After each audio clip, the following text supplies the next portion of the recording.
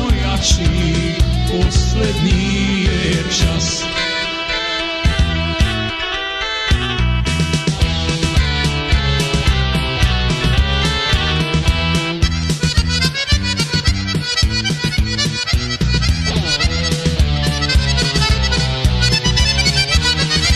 Istine i pravde sad se čuje glas, niko više neće pokoriti nas.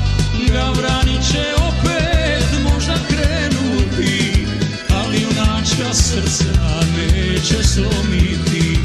Gavrani će opet možda krenuti, ali junačka srca neće slomiti. Čujte Srbi svijeta, ma gdje bili vi, Kanadi, Evropi, Australiji, u ime slobode budite uz nas, zajedno smo jači, poslednji je čas.